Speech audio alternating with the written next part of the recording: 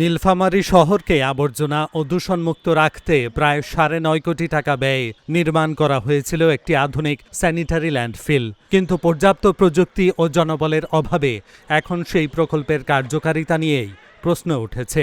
বর্জ্যের স্তূপ, দুর্গন্ধ আর চলাচলের দুর্ভোগে বিপাকে পড়েছেন আশেপাশের বাসিন্দারা।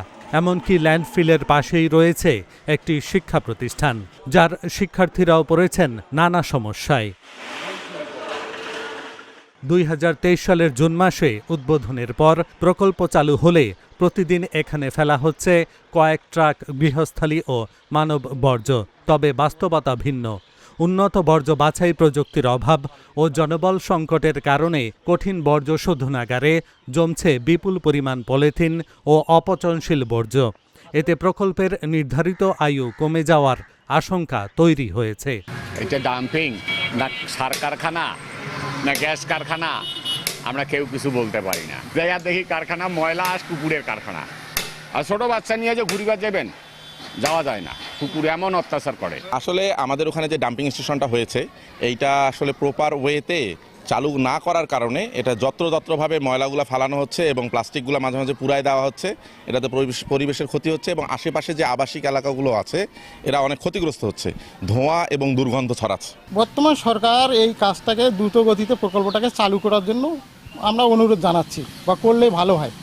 তাহলে এই এলাকায় একটি পরিবেশ দূষণ, মানে একটা হাওয়ার পরিবেশের যে দূষণটা থেকে আমরা এলাকাবাসী মুক্ত পাবো। সংশ্লিষ্টরা বলছেন, এভাবে চলতে থাকলে নির্ধারিত সময়ের অনেক আগেই অকার্যকর হয়ে পড়তে পারে কোটি কোটি টাকার এই স্থাপনা। কখনো কখনো এত বেশি দুর্গন্ধ আসে যে আমাদের ক্লাসরুমগুলো জানালা লাগায় রাখতে হয়।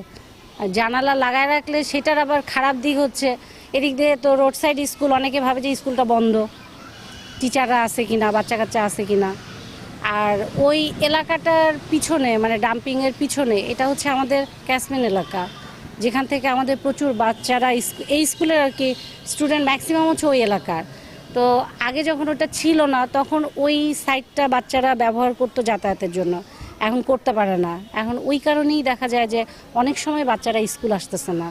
আধুনিক মানের রিসাইক্লিং ব্যবস্থা, সার ও বায়োগ্যাস তৈরির প্রযুক্তি প্রয়োজন বলে দাবি এই পৌর প্রশাসকের। আমার মনে হয় এই ধরনের সরকার যদি আমাদেরকে যে রিসাইক্লিং থেকে সত্যিকার অর্থেই গ্যাস তৈরি হবে, পৌরবাসী সুবিধা পাবে, সার তৈরি হবে, সেই ধরনের প্রকল্প যদি সরকার নেয়, তাহলে সত্যিকার অর্থেই পৌরবাসী জনগণ উপকৃত হবে। দ্রুত আধুনিক প্রযুক্তি, পর্যাপ্ত জনবল এবং পরিবেশ সুরক্ষায় কার্যকর পদক্ষেপ না নিলে কোটি কোটি টাকার পরিবেশ বান্ধব প্রকল্প কাঙ্ক্ষিত সুফল থেকে বঞ্চিত হবে আর ভোগান্তি বাড়বে সাধারণ মানুষের। Dhaka journal news desk.